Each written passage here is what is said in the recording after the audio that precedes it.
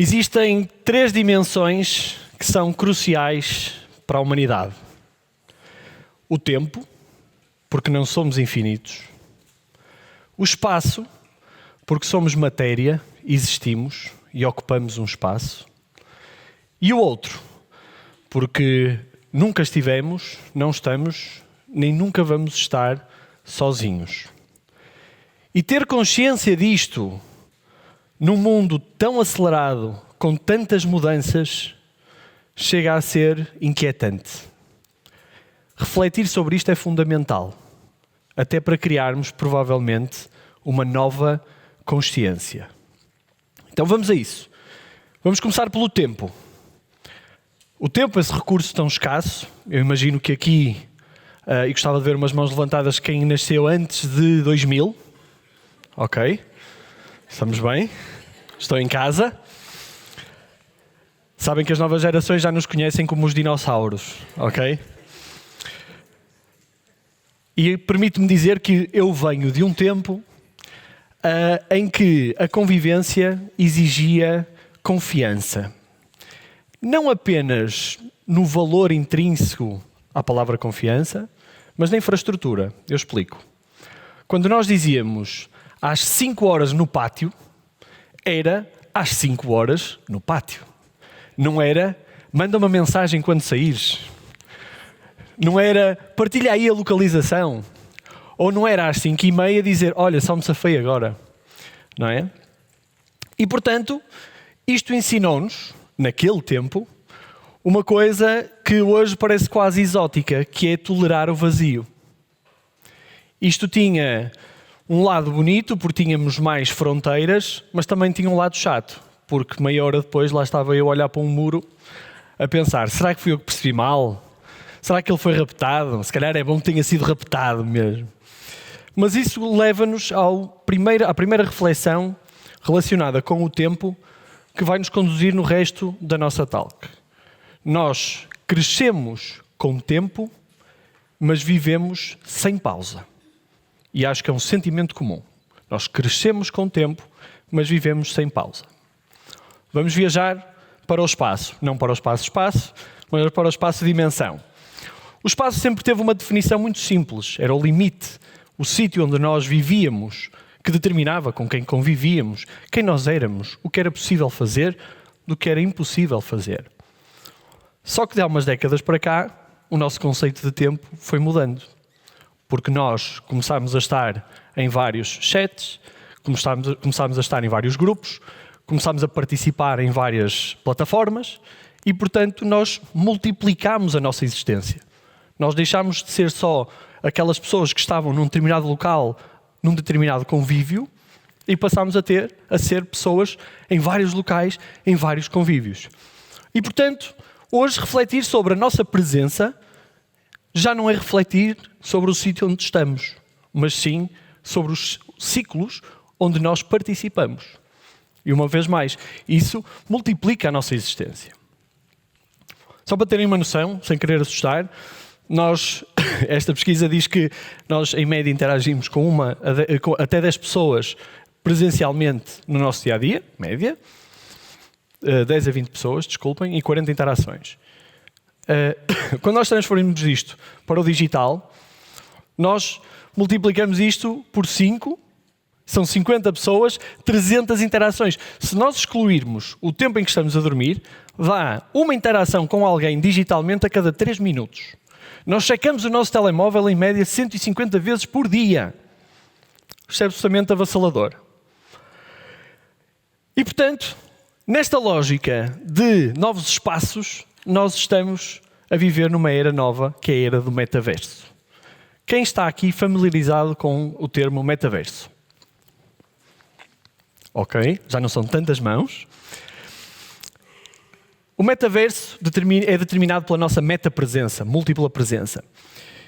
E muitas vezes quando falamos em metaverso, levamos muita conversa para as realidades virtuais, as realidades imersivas, mas a verdade é que todos nós aqui vivemos nesses espaços virtuais, que são espaços que foram desenhados por alguém. Tal como na vida real. Falámos de tempo, falámos de espaço, vamos falar do outro. O outro que pode estar aqui à minha frente, o outro que pode estar do outro lado do mundo, o outro que eu posso estar a interagir com ele, mas se calhar ele já pôs uma plataforma a responder-me e, portanto, quem me está a responder não é o outro, mas a plataforma que o outro programou.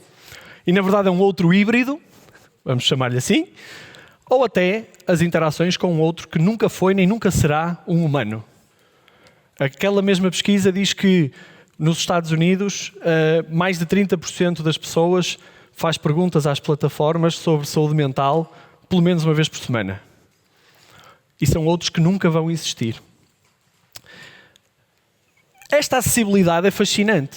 Hoje, se eu emigrar, rapidamente eu consigo mostrar aos meus outros o sítio onde estou, a minha nova realidade. A acessibilidade é uma coisa extraordinária.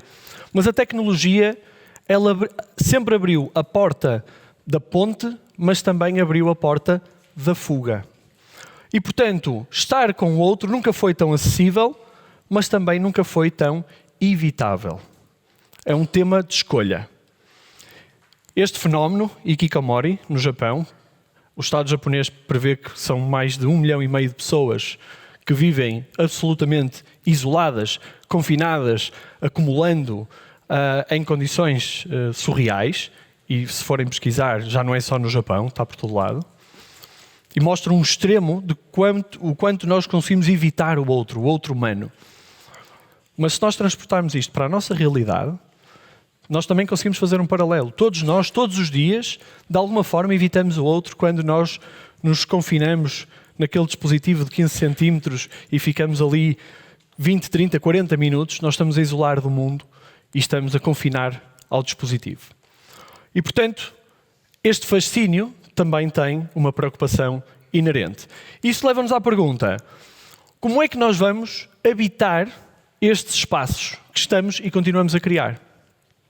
Do ponto de vista de quem projeta, há aquela responsabilidade que eu mencionava, que é, quando eu desenho um novo espaço, eu projeto o volume de silêncio que aquele utilizador vai ter na vida real. Mas nós, enquanto utilizadores, temos que parar para pensar, nesta nova consciência, como é que eu vou habitar este novo espaço. A mesma responsabilidade social que eu tenho no mundo real, com os humanos, eu também tenho que a transportar para estes novos espaços. E, portanto, queria partilhar convosco uma história de reconexão feita com a tecnologia e, por consequência, de forma muito natural. Isto foi um divórcio. O pai, portanto, um filho de 11, 12 anos, e quem tem filhos sabe que aos 11, 12 anos é quando começam os verdadeiros problemas, não é? E eles separaram-se e o pai foi viver a 80 km de distância. E fazia aquele check-in diário, aquela chamada de 20, 30 minutos. Então, tudo bem? Como estás? Como é que foi a escola? Etc. E esse check-in diário foi funcionando até certo ponto, até haver o reality check, que foi, a partir de uma dada altura, não havia uma vida partilhada e, portanto, não havia um contexto partilhado, não havia matéria-prima para aquelas conversas. Filho, tudo bem? Sim. Como é que foi a escola? Foi boa. E os amigos? Também. E a professora? Igual. E o futebol? Também.